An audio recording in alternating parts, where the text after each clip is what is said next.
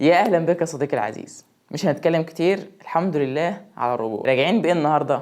راجعين بحاجه بسيطه كده. بص يا صديقي، ده معجون اسنان صح؟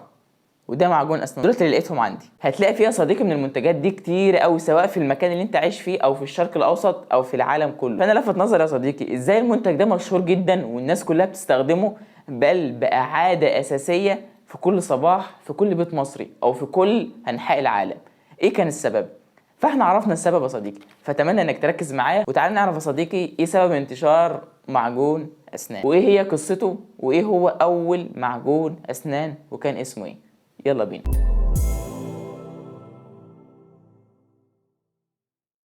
في التسعينات في القرن الماضي يا صديقي، في صديق راح للمدير التنفيذي الامريكي وكان اسمه ايه؟ كلود سي هوبكنز. الصديق ده راح له بايه؟ راح له بيقول له انا عندي فكره جميله جدا. قال له ايه هي الفكره؟ قال له انا عندي معجون اسنان بطعم النعناع واسمه معجون اسنان بيبسو دنت. صاحب الفكره يا صديقي كان متاكد جدا ان عشان المنتج ده ينتشر ويكون موجود في كل انحاء العالم كان لازم واحد هو اللي يسوق الشغل ده، وهو مين؟ هو هوبكنز. انت ممكن دلوقتي تسال وتقول هو ليه الصديق ده او صاحب الفكره ده مصمم ان هوبكنز هو اللي يسوق شغله؟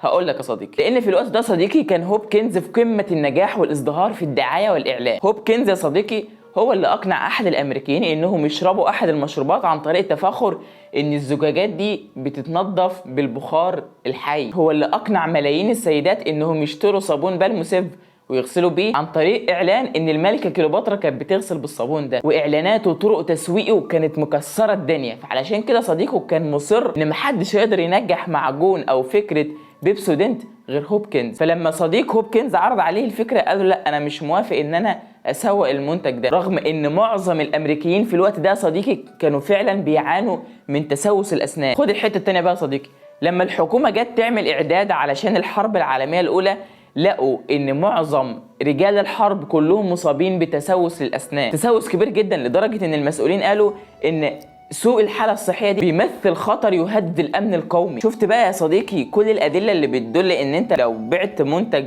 معجون بيبسودنت ممكن ينجح، لكن هوبكنز فضل رافض الفكره ان هو يسوق لمعجون بيبسودنت. وده طبعا يا صديقي يرجع لسبب. ايه هو السبب اللي كان مخلى هوبكنز يرفض؟ لان في الوقت ده صديقي كان في عدد كبير جدا من البائعين المتجولين في كل مكان بيبيعوا حاجات لتبييض الاسنان. طبعا في الوقت ده صديقي لما يكون في بائعين متجولين بيبيعوا حاجات لتبييض الاسنان والناس بتشتري منهم، وتيجي تصحى لهم الصبح كده تقول لهم يلا في معجون اسنان اهو اشتروه، اكيد طبعا الناس كلها مش هبل هيروحوا يشتروه على طول. طب وبعدين يا صديقي هيفضل رافض لحد امتى؟ صديق هوبكنز ما استسلمش، فضل يزن يزن يزن يزن عليه لحد ما بعد مده اقنعه ان هو ياخد المنتج ويسوقه، لحد بمعنى صح لحد ما هوبكنز زهق. بس هوبكنز صديقي كان واعي شويه. ازاي؟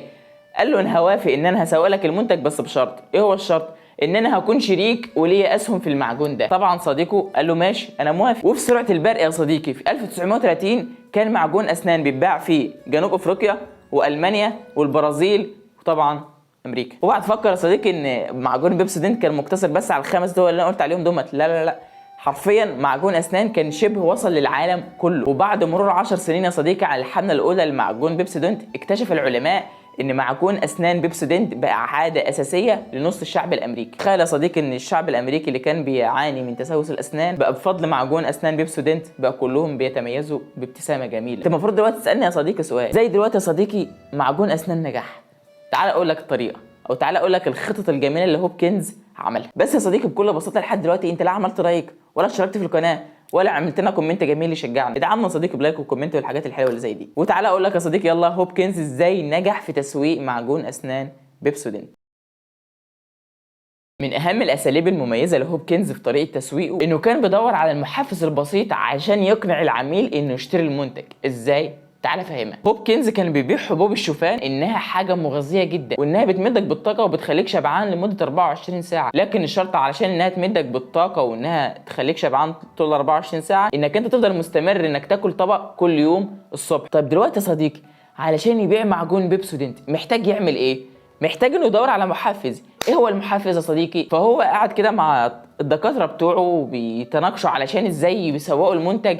في احد الفيديوهات لقى ان في طبقه صفراء على الاسنان، فالحته دي اللي لفتت نظره. قال علشان اقنع الناس انهم يشتروا معجون بيبسودنت محتاج اثبت لهم ان في طبقه صفراء على الاسنان، وان علشان تشيل الطبقه الصفراء دي محتاج انك تعمل ايه؟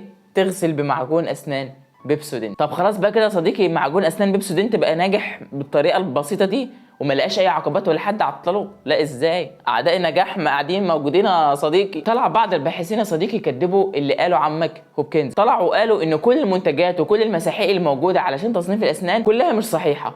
طب عمك هوبكنز هيعمل ايه في الورطه الكبيره دي بقى؟ طلع في اعلان تاني يا صديقي بيقول ايه؟ لو انت مريت لسانك على اسنانك هتحس بطبقه صفراء، فانت اثبتت لنفسك ان في طبقه صفراء اهو. علشان تشيل الطبقه الصفراء دي محتاج انك تستعمل معجون اسنان بيبسودنت. يسكت بقى على كده؟ لا ازاي؟ يدخل عليهم بكمان اعلان جامد جدا بيقول لك ايه؟ بص لنفسك في المرآة وشوف جمالك، وانت بتشوف جمالك ابتسم كده قدام المرآة وشوف اسنانك هتبقى عامله ازاي، هتلاقي عليها طبقه صفراء واخده نص جمالك. فعلشان تزود جمالك وتبقى شخص جميل ومتناسق محتاج انك تشيل الطبقه الصفراء دي، وحاجه واحده بس اللي تقدر تشيل الطبقه الصفراء ديت من غير لا الم ولا وجع، حاجه اسمها معجون اسنان بيبسودنت. طرق رد وتسويق محترفه، طرق احترافيه بجد. انا لما اشوف الاعلان كده مرة لسانك على اسنانك هتلاقي طبقه صفراء، وفعلا الاقي فيه طبقه صفراء، انا كده هدور ان فعلا في طبقه صفراء محتاج ان انا اشيلها. طب ايه اللي هيشيل الطبقه الصفراء دي؟ اهو معجون اسنان بيبسودنت. فاقوم بسرعه اقوم جايب المعجون واجرب، ما انا جربت كل المساحيق وما نفعتش. تعالى بقى يا صديقي نيجي للحته